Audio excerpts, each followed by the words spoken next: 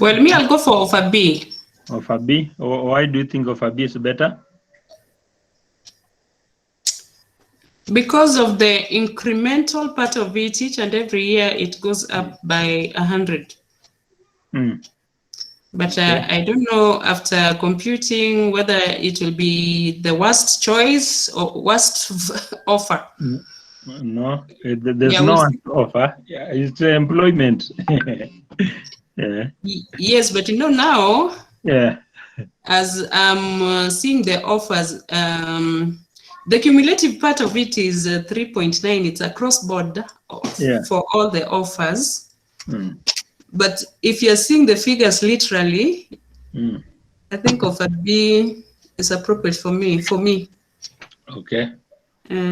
So, Enoch, which offer are you likely to take?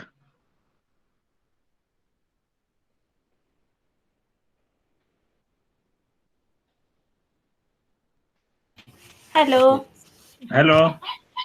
Mary, go ahead. Sorry, what was the? I'm having a network hitches here. Okay.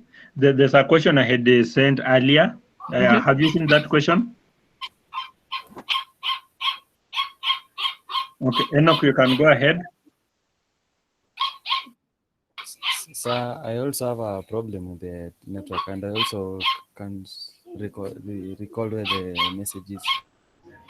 I sent on group. I sent on WhatsApp group earlier in the day.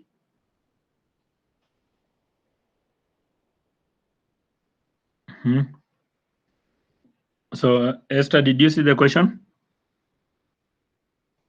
The practicals question? Yeah, that practical question, yeah.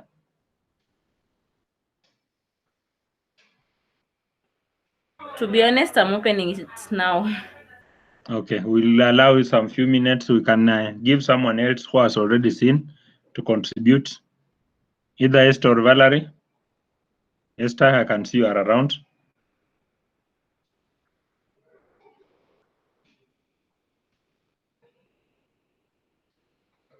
Kindly unmute Esther.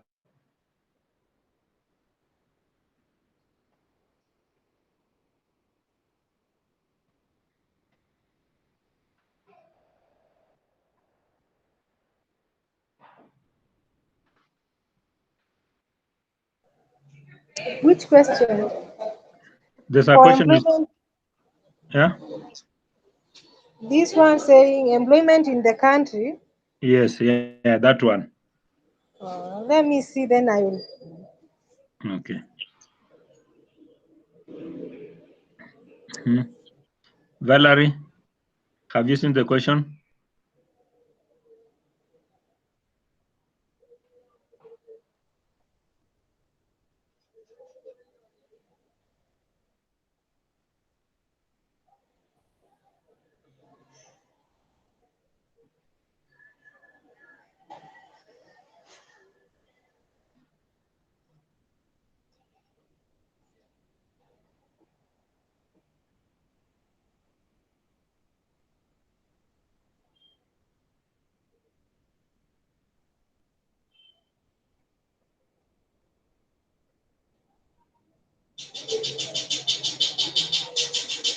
Yes, sir, you're back. Which choice are you likely to make?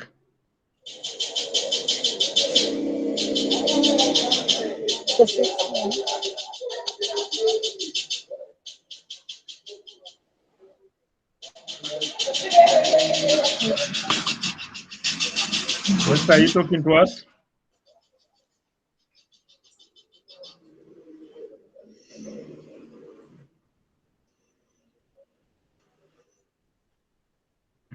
Mary, have you read the question? Probably you can give us your opinion. Yes, I'm in the final part. Okay. The tricky one.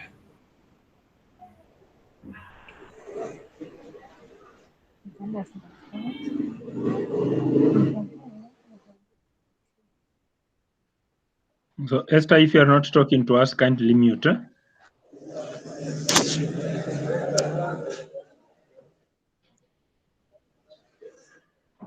Esther Mtuku, you have seen the question. You would like to talk to us?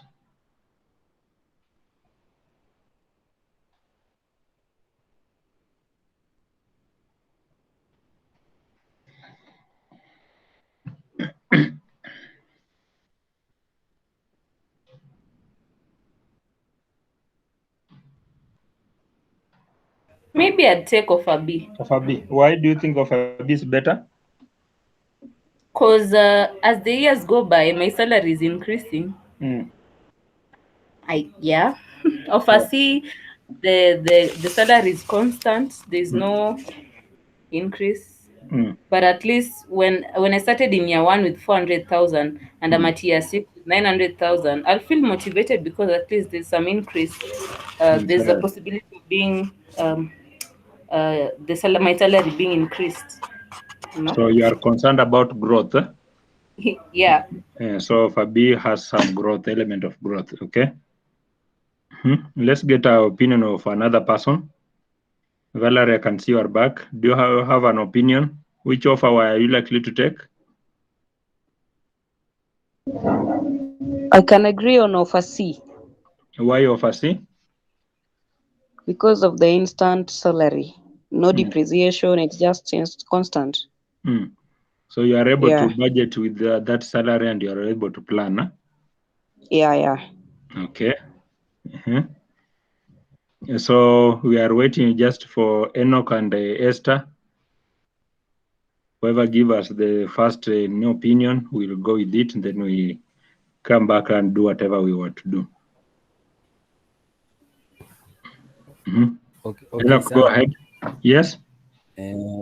For me, I'll take a choice offer C.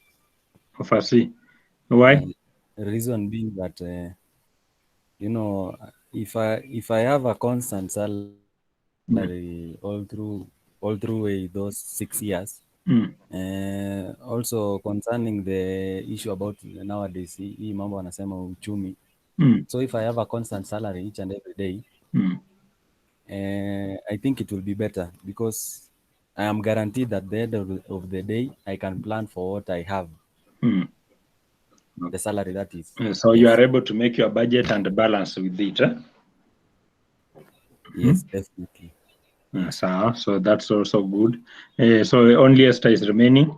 Do we lock you out or give you an opportunity to address us? Tell us something, Esther. I can take offer B. Why offer B? Because it has an increase in salary payment. So you can budget on yourself on what you are going to do at the end of the month, at the end of the year. Yeah. Okay. So thank you. So all of you have given an opinion on whichever salary you can take, and ultimately we do the computation. And before we do the computation, last week we discussed about, we are looking at how do we evaluate human resource. And we looked at non-monetary evaluation last week, what we discussed, though majority of you are not in. So now today we are looking now at monetary value. How do we use money to evaluate our human resource, or how do we come up with the value for our human assets? And in that case, we are going to compare the salaries. So these people are going to earn, at the end of the contract, all of them are going to earn same salary. But now during the contract, they are going to earn different values for different months. Now, it also reflects different. Yes, I will request if you are not talking to mute. Kindly mute.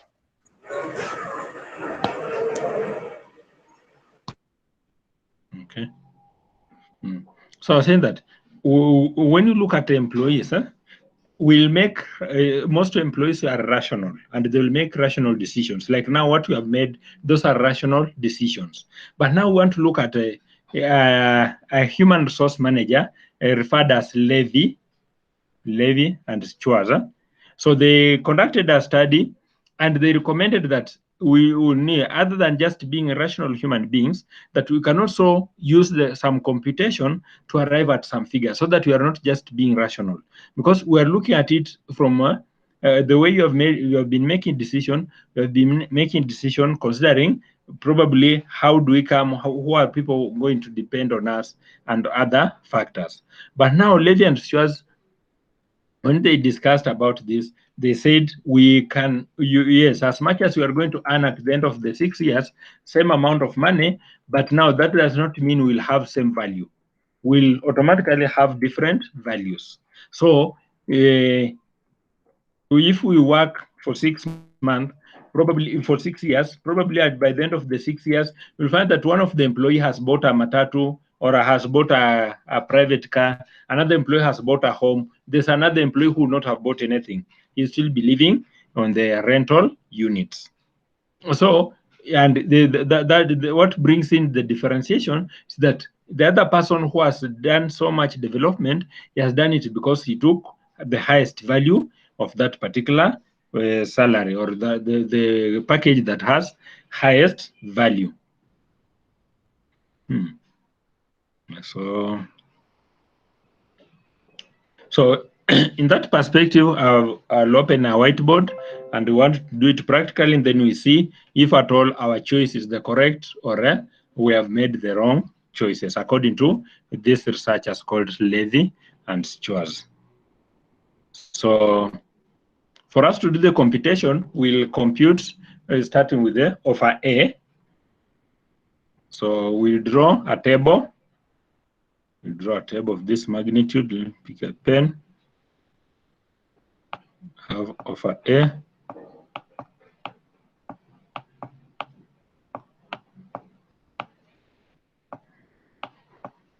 So we'll have here,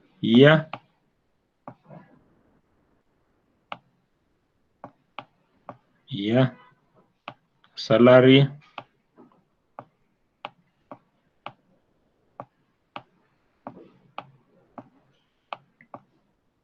PVIF. At what interest rate was the market rate from that question? 12%. Okay, PVIF 12%.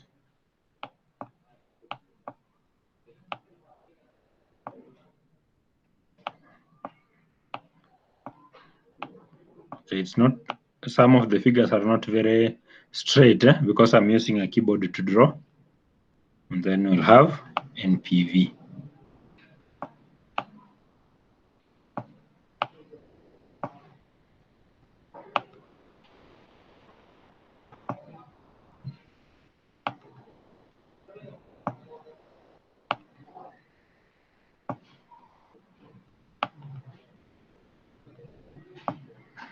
So you can draw that table. Draw that table.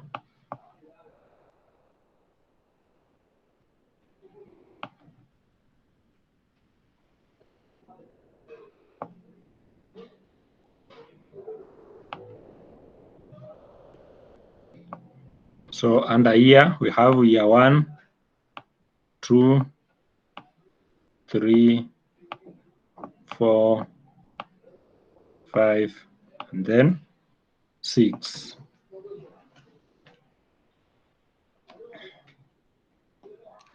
Yeah, 1, 2, 3, 4, 5, and 6.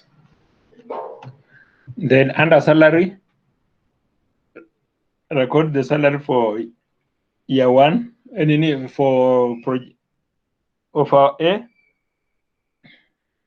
Offer A. Starting with the 900.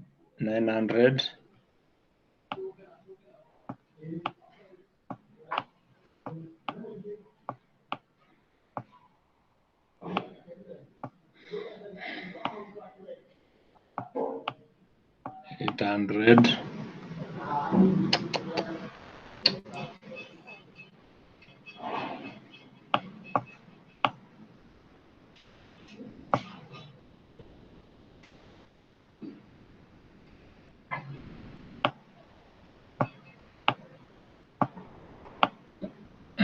If you are through, we'll go to the table. Go to the table. So I open that table so that I show you. Because there are several tables within that, so there's one that we'll be interested in.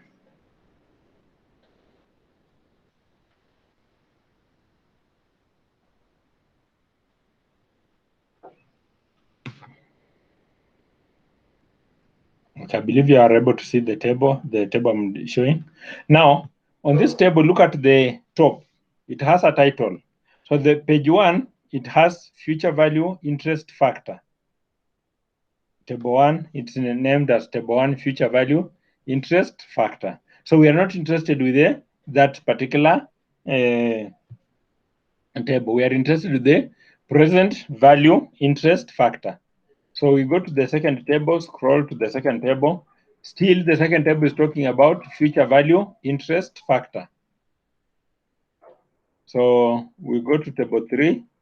So table 3 is now talking about present value interest factor. So that's what we are interested in. So we'll use table 3. Now, on table 3, on the extreme left, there's period. And that period is 1, 2, 3. It goes all the way to 25. Then, on the top of the table, there are percentages. 1%, 2%, 3%. It goes up to 20%. Now, because the market rate is 12%, go to where there's 12%. Let me try and shade it. Here, I believe you are able to see this 12%.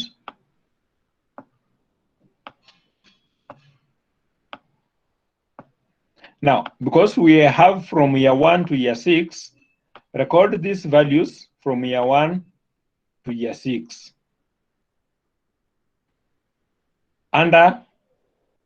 Record it under this particular column we have created, the PVIF.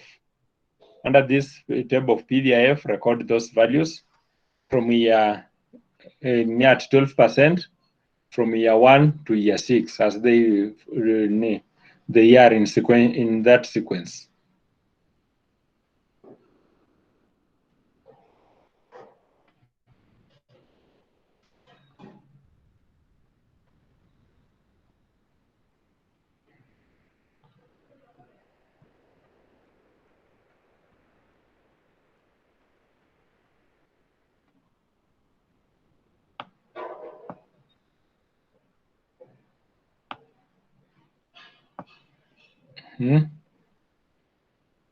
If you are ready, you can notify me. You have already filled in.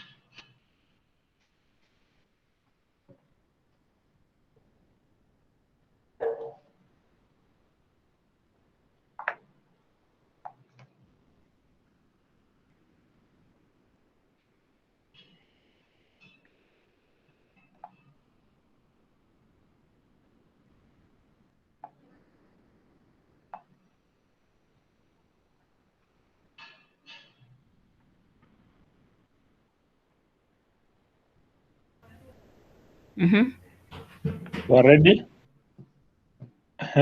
So we'll move on to the next. We want to fill up now that part named NPV. Now, for us to fill in NPV, we'll multiply the salary against the PVIF. For instance, for year 1, we have a salary of 900,000. We'll multiply it 900,000 times 0.8929.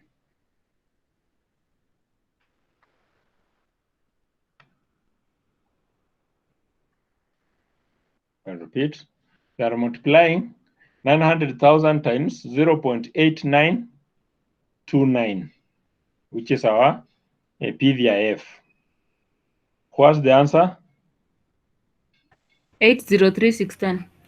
Yes, so now record that value under NPV. 803,610. So you go to year 2. Year 2, we are multiplying 800,000 times 0.7972.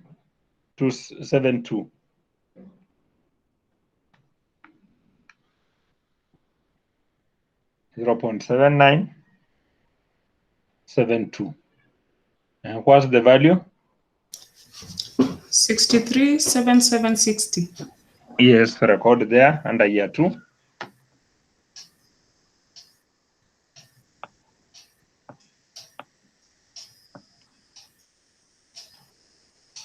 We go to year 3.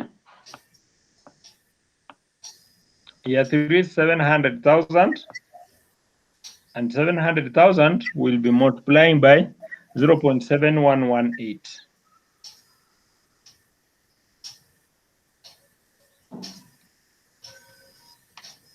What's the figure? 498 to 60. Yes, 498 to 60. So you record here.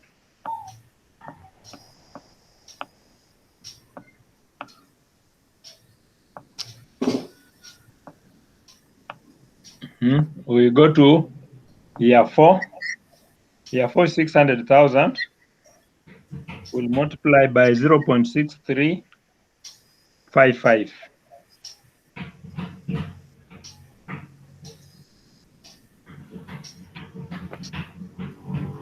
What's the answer? 381. 300. Okay. 381, 300.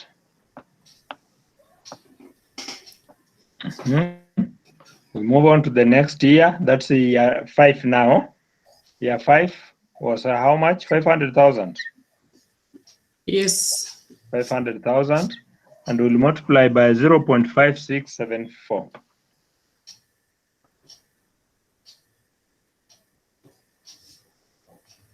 $283,700. 283,700.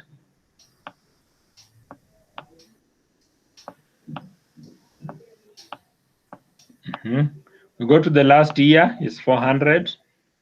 400 we are multiplying by 0.5066. 0.5066. What's the answer? 202,640. 202,640. Now add these values. Add those values.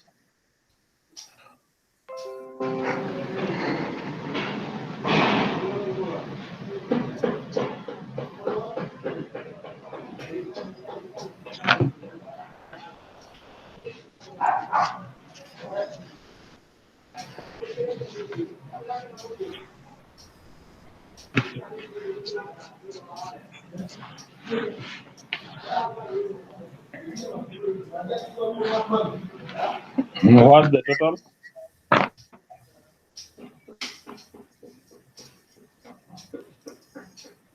$2,807,270.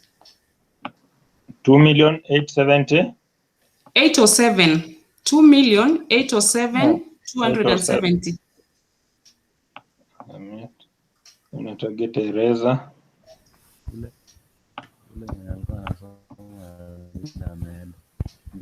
We said 2,807,270. 270. So now we want to go to offer B and see how much we will compute. We go to offer B. Offer B, we draw the same table.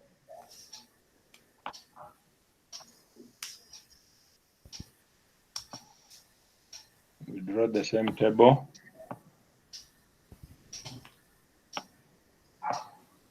We started off with the year.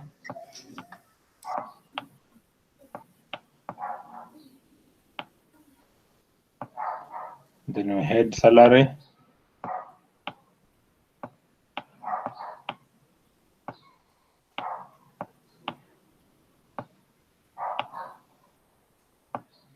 Then we had PVIF.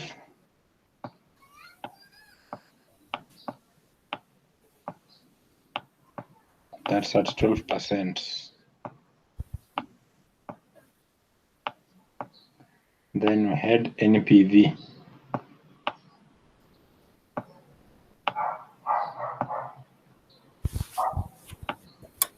So fill in the detail for year. I believe you have already filled in.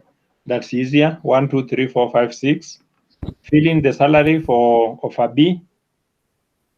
I'm dealing with offer B. The salary for offer B. Then PVIF, because we are still using 12%, the value for PVIF will be same. fill in the value for PVIF that you have used in offer A.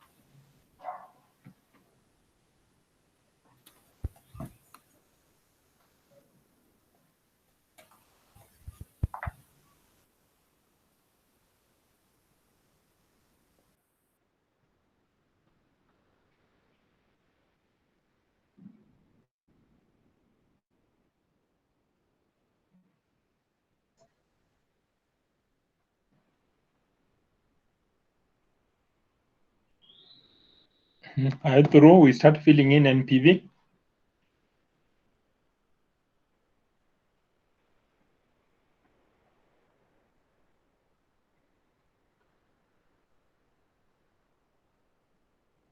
Are you through? We start filling in NPV. Yes. Okay. So let's start off with the year one.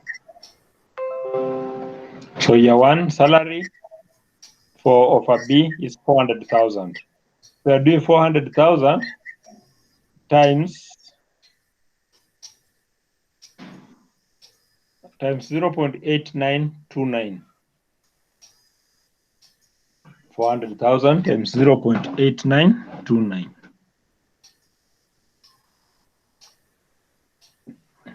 If you have the figure, you give me a right. 357, 160. 357, 160. We move on. Year two. Year two is 500,000. Then you are multiplied by 0.7972. 398, 600. 398, 600.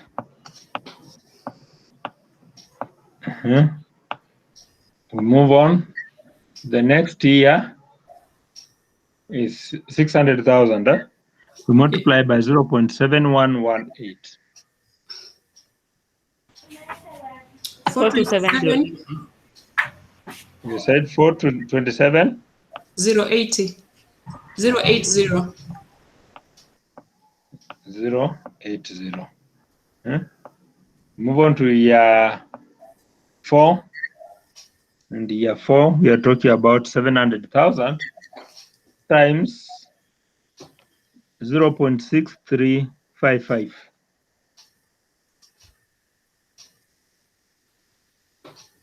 444, 850. Record here 444. 444, 850. Now we go to year five. That's 800. 800 you are multiplying by 0.5674.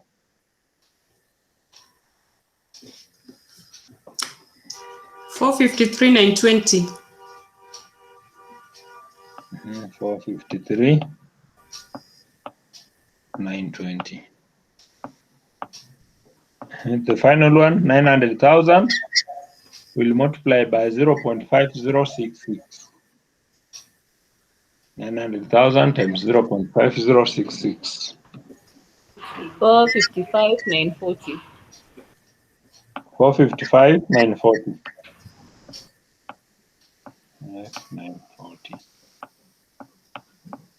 I've not heard Enoch talking. Is he around? I'm overpower. Yes, I'm there. Tunaweza kuwa umepotea, unashangaa tuko class tofauti na ile unafaa kwa. Who is getting us the total? 2,537,550. 537,550.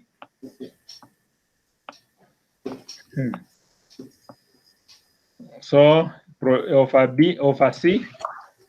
I will not draw the table. I expect you know how to draw the table now. You'll only give me the NPV to record.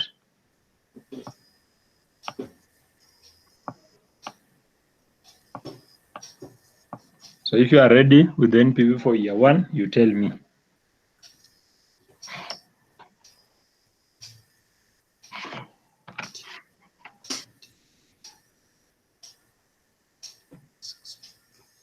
If you get stuck, you also let me know. 580, 385. 580. 385. 385. Next.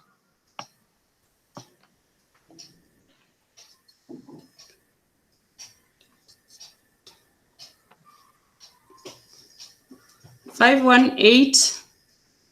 518. 180. 180.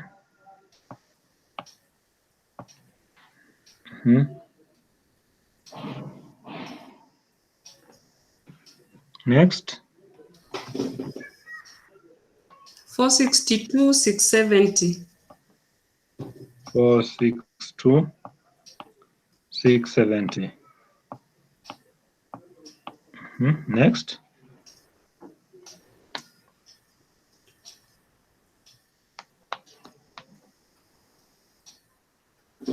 413, 075.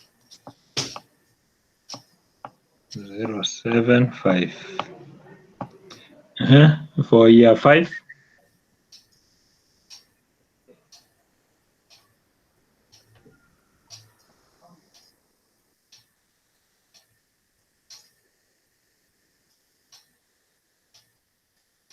368, 810. 368, 810. The last one.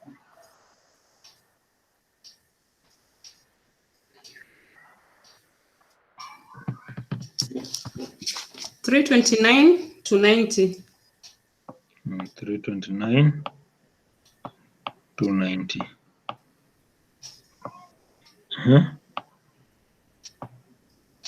It's 290. Add.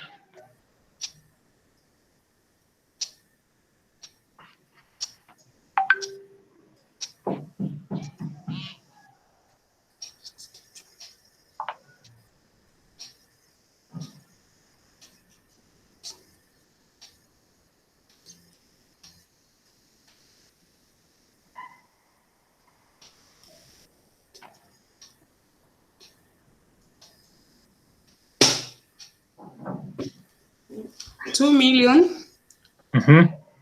672. 410. 410. Now, considering the totals, I'd like you to rank the projects, the offers rather. Which offer has the highest net present value? Offer A. Offer A. Which one is the second? Offer C. Offer C. Which one is the third? Offer B. Offer B. So in that case, if you are considering the Lev and Schwartz model, then you will advise this employee to give first priority offer A. If he doesn't want offer A, he can give the first priority offer C. Then the last priority will be given to offer B. So as you can see now, considering the rational human being, you gave the decision according to rational human being. Is there anybody who chose offer A? Initially, yes, I did, but I changed my mind to offer B. So you slightly, you are not decided. Mwalimu, it's you who confused me. You told me Yeah. you can start as a manager, then you go down, down, down. Yes, then I changed my mind to the incremental. I want to give you that perspective. Yes, that's what I'm saying. You I can changed my start mind. and you are earning a salary like a manager, and then eventually, Then you because go down. that salary is reducing. Yes. Yeah. So now this is what usually happen. That the money we receive in the first years, they are usually stronger than the shilling. Okay, the main motive for us applying net present value is that we are discounting this money. As much as the total, you can see the total is giving us 3,900,000 for all the offers. But now we want to discount and find out which money has more value. So it means that the person, as much as these three people are going to earn total amount of money at the end of 3 years or 6 years, but now person A will earn a very strong shilling. So the person A is likely to do more development projects than the other three persons.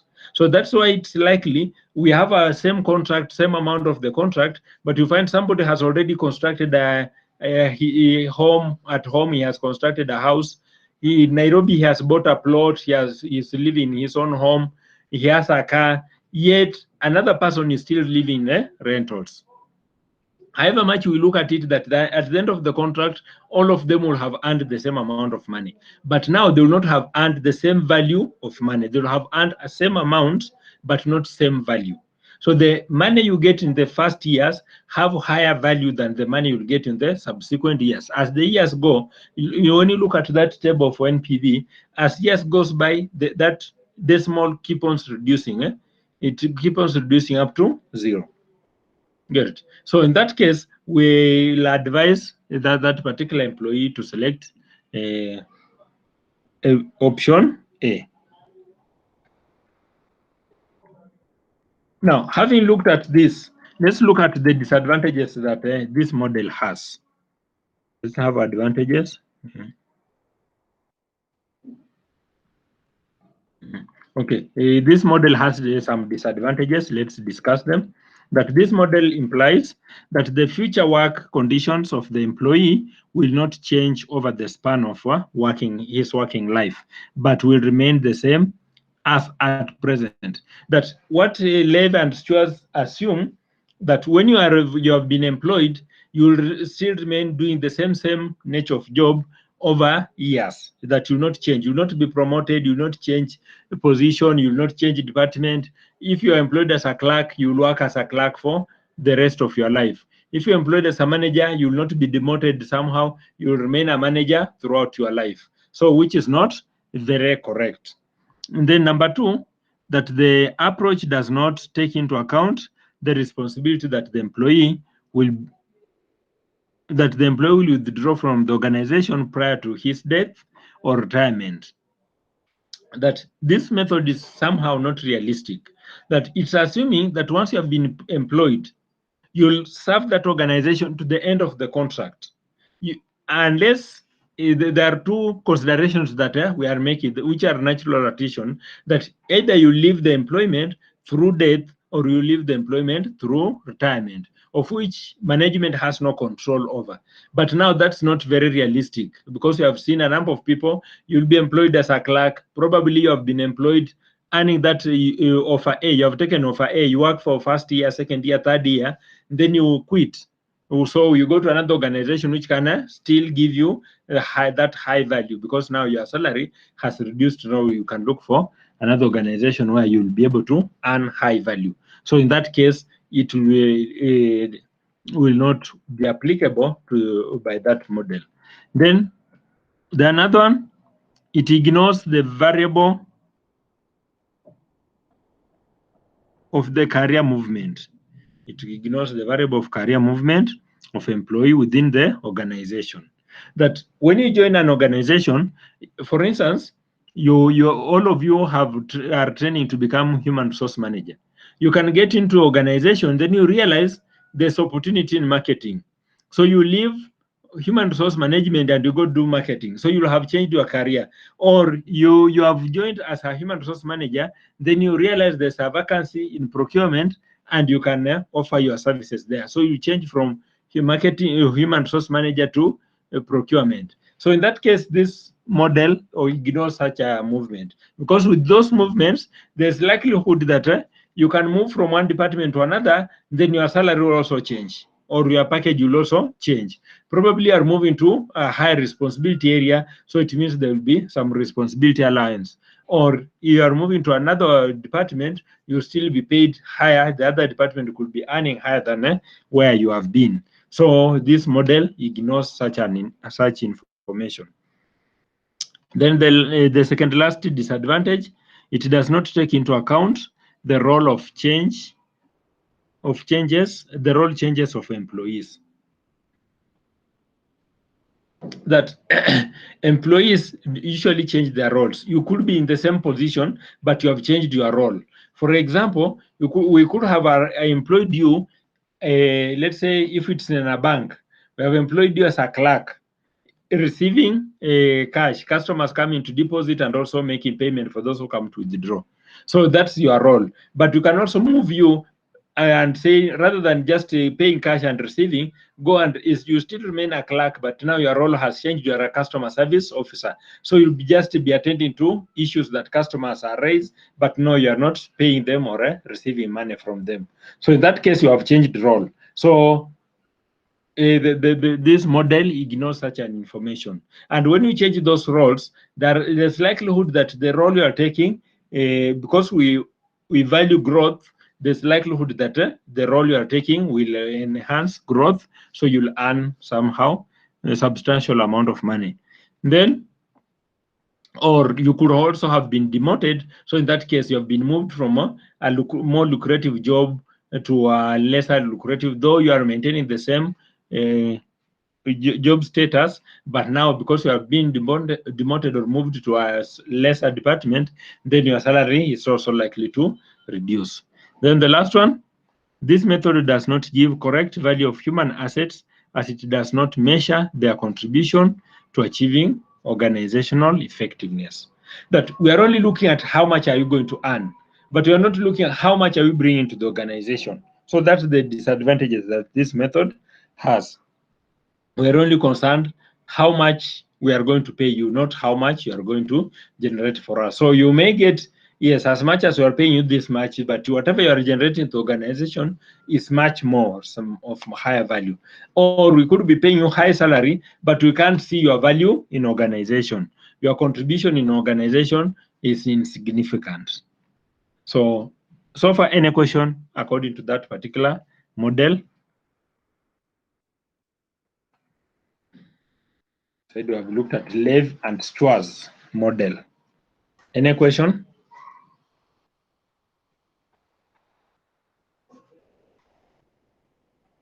Kila mtu ameelewa?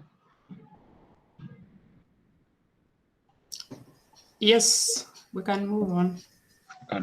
Okay. So let's look at the second model. Now, with the subsequent models, they are borrowing, it's just an improvement on Lev and Strauss. The main model is Lev and Strauss, then the other models are improving on it. As we have looked, Lev and Strauss has disadvantages, but we have not looked at any advantages that he has. So in that case, other human resource managers were coming in with other concepts, with other models to cure. They'll identify one disadvantage and then they look at it. If we come up with, if we do this, we are likely to cure that particular disadvantage. And the other person who came up with a different model is Scapello and Theke. And this is what they said, that at the theoretical level, human resource accounting is an interesting concept. If human resources value could be measured, the knowledge of what value could be used for internal management and external investor decision making. However, until HR accountants or HR accounts advocates for democracy demonstrate a valid generalizable means of measuring human resources value in monetary terms, we are compelled to recommend that these researchers abandon the future consideration of possible benefit from human resource accounting. Now, this is what Scapello and Teke are bringing in. They're saying, yes, we can look at those future values of human resource. But now they're saying that it's not easier to evaluate human resource or human asset in monetary terms.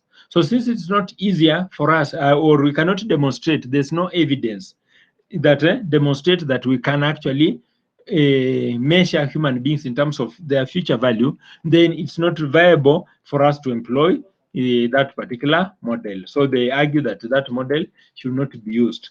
And it's not to be used because it's only used on machines. It's only used on assets. But now, with the human beings, we shouldn't use that. If we use those particular model with the human beings, we are likely to dehumanize human beings. Then another researcher, that's a Flamholtz model, and he's talking about reward valuation methods. For him, for Flamholtz, he came up with the reward valuation model. And this model has been suggested, okay, it was suggested in 1971, and it's an improvement on present value future earnings model. So Flamholtz only did an improvement of what we have already done. And he takes into consideration the possibility of or probability of an employee movement from one role to another in his career, and also his leaving the firm earlier than the death or retirement. So for Flamholtz, he is considering that, yes, there's possibility that an employee can work for 1 or 2 years, he has gained experience, then he apply for another role somewhere, and he's offered that particular opportunity. So he'll move, he'll leave us. So if he leave us, then we are not likely to achieve whatever we wanted to achieve. So in that case, that's why he came in, just to improve and look at it. What are the possibility that an employee will leave organization? Yeah. So you look at okay, there are 5 steps, but still the 5 steps still comes to whatever you have done. We come up with the table to compute the present value.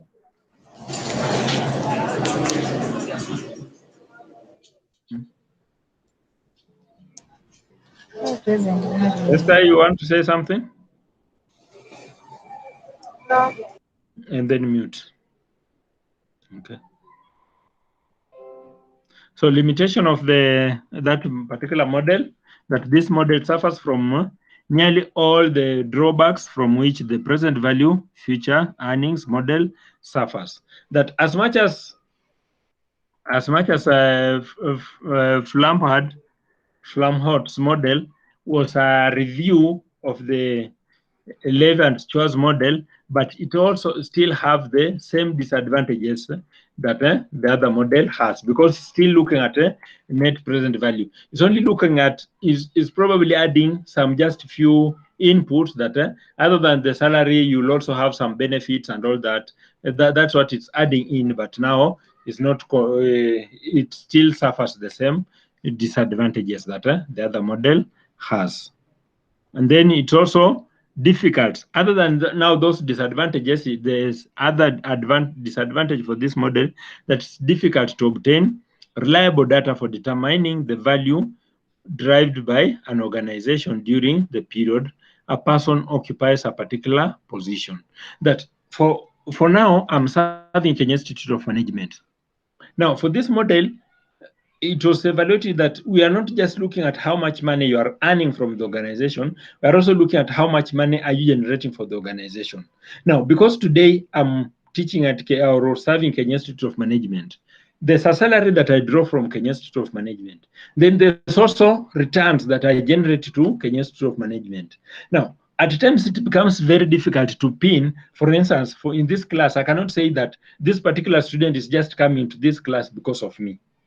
Get it? It's not easier. There are those students who will come, yes, there are those students who will come to class because of a specific teacher, and there are those students who will come to class just because they would like to get some knowledge from the teacher. There are those who will come to class because it's a routine, they have to come to class. There are those who will enroll and still don't come to class, but eventually they're rare in class, but they'll finish up the process. So in that case, it's not easier for us to determine and say that actually this number of students who are in class, they have come in because of me. So it becomes very difficult for us to ascertain how much money have I generated for Kenya Institute of Management, because I can't tell how many students have come to class just because of listening to me, or they have paid fees because I've trained them.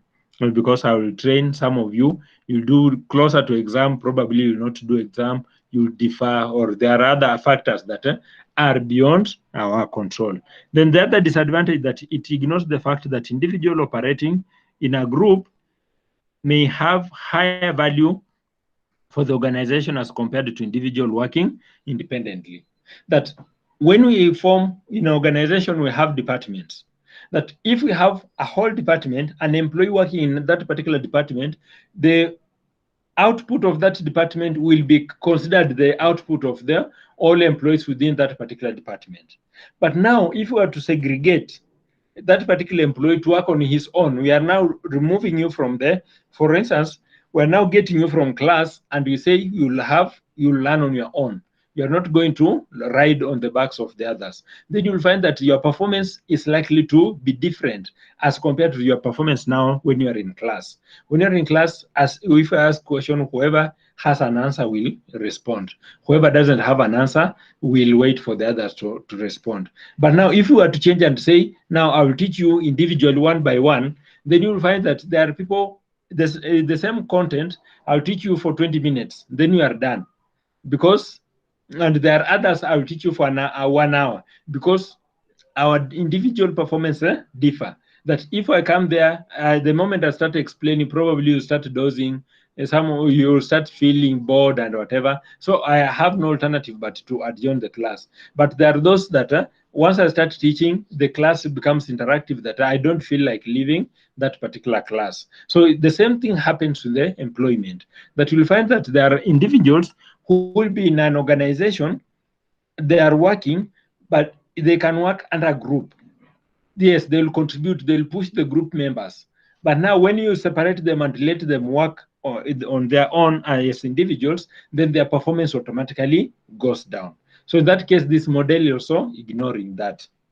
Now let's look at the third model, and the third model was developed by Moss model. It's referred as Moss model. It was developed by Moss in 1973. And according to this approach, the value of human resources is equivalent to the present value of net benefit derived by the organization from the service of its employees. Now, this is what it's looking. Now, when you look at the labor and stores, we are only looking at the salary. Have we looked at medical cover? Where you are working, do you have medical cover? Yes. Yes. Do you have pension scheme? Anyone who has a pension scheme? You may not have. Do you have other fringe benefits, like in event you get a baby, there's a amount of money they can bring. In event you are bereaved, okay, the welfare, somehow welfare. In event you are bereaved, there's amount of money they will support you. In event you are sick in hospital, however much you have the medical cover, the organization can also come and wish you quick recovery, and they'll also bring you some goodies. Or if you are wedding, there's a gift voucher you'll get. Do you have such allowances or benefits? It's catered in the welfare. Yeah. By the welfare group, but not as organization. It's just a welfare which has to cater for that. Yeah. But the organization per se, no. It So gives very little support, especially when you're sick and the bill has gone overboard. Yeah. They can pay, yes, but you're being deducted. Yeah. They give us a loan. Yes, as a loan. Okay. Oh, okay, that welfare, is it managed by the organization, or is it locally, just the local employees you agree and is form like a chama? It's the welfare, the employees, they come together. Yeah. Yes. So you have formed more or less like the chamas. It's kind of a chama, but the constitution, it basically deals with the wedding, the bereavement, and actually the wedding and bereavement. Yeah. But medical, they chip in when the bill has gone overboard. They can chip in, yes. Yeah. So now they're saying that when you look at some organizations, they will have those fringe benefits that at times, if you travel, let's say you travel outside the country, they'll cater for your accommodation, they'll cater for your transport costs, they'll cater for, and also give you an allowance just for traveling outside.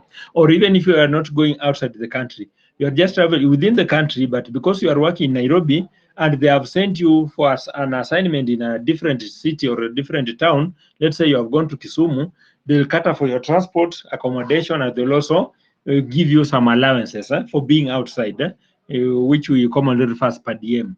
Now, in that case, with the MOS model, I think that we should also include those benefits that you are drawing from the employee. That if at all we are looking, let's say like offer A, that was your salary. You're at the end of the year, you'll get at the end of 6 years, you'll get 3.9 million. But on top of that, there are those allowances that will also draw from the organization. Now, we have to include all those allowances that will draw from organization. Then now we subject to the normal net present value computation. So that's what this model improves on, that we don't just consider your take home or your salary, but we also consider the other benefits that you can get from the organization. So that's the end of monetary. So we look at now non-monetary value-based approaches. Non-monetary value-based approaches. There are about 2, so we can discuss them, then we adjourn the class. So the first one, we have Pekin organ, and okay, it's referred as a certainty equivalent net benefit, and it was suggested by Pekin in 1976. And this is what it says, that this a matter of fact is an extension of net benefit approach. That okay, it's extending on what you have looked at. That we are not just looking at how much you are earning, but we are also looking at other fringe benefits that you draw from the organization. And according to this approach, the certainty with which the net benefits in future will accrue should also be taken into account while determining the value of human resources. So now this is what is assuring us, that for us to determine the future value, we must also determine that future value with some certainties. That you could have joined, for instance, in an organization, it's common, you could have joined, there are some benefits that are being given, but when it reaches that a point where the organization is not able to meet all its obligation, some of those benefits are withdrawn part by part. So you probably, when you join the organization, there are like staff tea, they will provide tea, they will also provide some snacks to take that tea, let's say sausage and samosa. Then it reach a point where the organization is not able to afford sausage and samosa, they reduce, they'll only give you 2 slices of bread or 3 slices of bread with the blue band and jam. It reach a point that now the organization is not also able to buy jam because it's highly used. So they withdraw that. Now you can only have those 3 slices of bread with the blue band. Then it reach a point, I tell you now, the organization cannot even afford to buy that bread. So they are withdrawing those benefits bit by bit, slowly by slowly. Now, for Pekin and Pekin organ, it suggested that we must have certainty. You must be sure that that benefit is going to accrue to you. You must be sure that you are going to get that allowance. You must be sure that if we have said, in case we send you from Nairobi to Kisumu, we'll pay you a flight so that you don't waste a lot of time on the road. Then in Kisumu, we'll pay for your accommodation. We'll also cater for your stay, and will give you some allowances. So it may reach a point where we are sending you to Kisumu, but we don't give you a flight. We give you, let's say, high end. Okay, we could give you a Prado with a driver to take you there, because even if you are going with a driver with a Prado, the cost will not be as much as it would have costed us if we were to send you via flight and also give you other allowances. Because if we send you via flight, once you get to Kisumu, you will still hire taxi to move you around. But if you send you the Prado, then it means you have the comfort. Anywhere you want to go, you'll go, but we'll only need to fuel that particular motor vehicle. So we'll not incur much transport cost. So now, Pekin is arguing that for us to have a clear valuation of human resources, then we also must be able to ascertain that these amounts are going to accrue. So now, for us to determine this, we need to, there are three things that we must have. That we must determine the net benefit from each employee as explained under net benefits approach, what you have already looked at up there. And then also certainty factor at which the benefits will be available, at what percentage, what is the probability that this benefit will still be there over years. Then finally, also look at the net benefit from all employees multiplied by their certainty factor will give a certainty equivalent net benefit. That once you have looked at all the benefits that an employee is getting from organization, then we multiply it by the probability, the probability that he will still have that particular benefit over a number of years. Then the last one, this was contributed by SK Chakraborty model and disaggregate payment approach. That the value of human resources on a collective or a group basis can be multiplied by the average tenure of employment of the employees in that group and the investment in human resources. That what Chakraborty is talking about, this model is talking about for the aggregate payment approach. We are not just looking at a particular employee. Remember the other models we have been looking, we have been considering, sorry.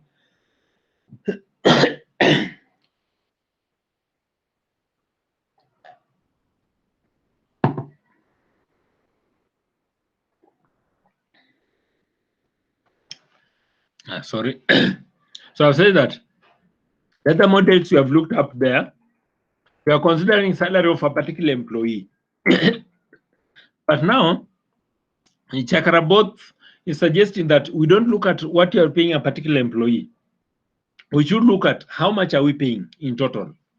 Because if you are looking at what we are paying a particular employee, then for instance, if you are considering a clerk and a manager who does a lot of work in organization, between a clerk and a manager, who does a lot of work? A clerk. And who earns the highest salary? Manager. Manager. So in that case, manager has only responsibility to push the clerk to perform. And the clerk does a lot of the donkey work and all. So the clerk will be generating a lot of revenue, let's say higher than what he is paid. If he's paid a salary of 20,000, you'll find that that particular clerk generates in a year or in a month, he generates about 100,000 to be paid 20,000.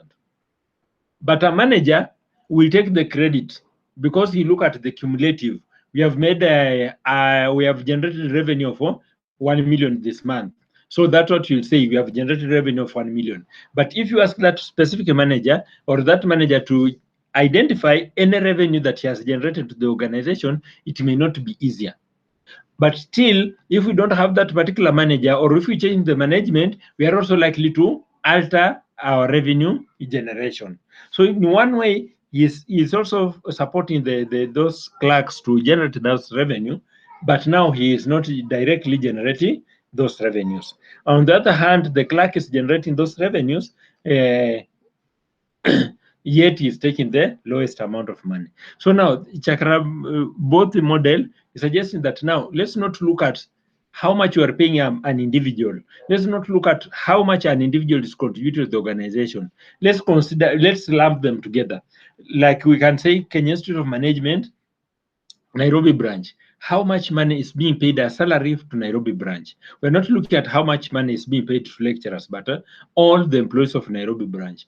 Then once you have looked at how much is being paid to them, then you also look at how much then are they generating. Or we can now, from there, we can ascertain what is the probability that in next 2 or 3 years we still have this employees and we still pay the same amount of money. So in that case, we can come up with the value of our employees. What commonly we refer to average income. That we are earning, let's say all employees are being paid 5 million and there are 70 employees. So we divide that 5 million by 70 employees. Though we understand that there could be one person who is taking home 1 million. Another person is taking home 700,000, another one 800,000. Then whatever remains 2 million is what is distributed now on the other 63 or 64 employees. So in that case, we are looking at how much are we paying, then how much is there, and okay, that much you are paying is what we can aggregate and say that now the value of our human resources or what you have invested in human resources. Any question up to that end? Any concern?